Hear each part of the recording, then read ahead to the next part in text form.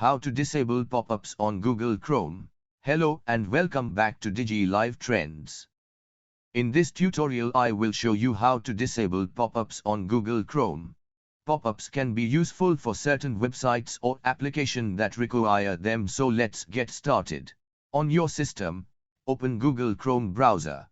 On the top right corner of the screen, click on three dots menu, and now click on Settings.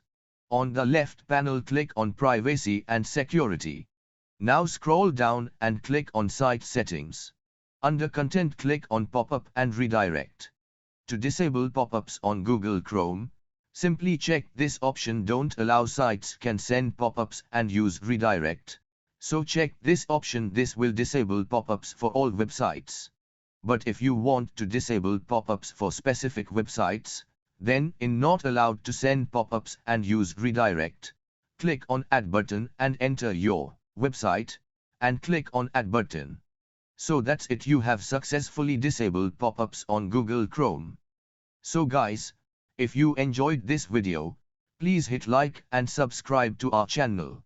Thank you for watching. See you soon in the next one. Take care. Bye.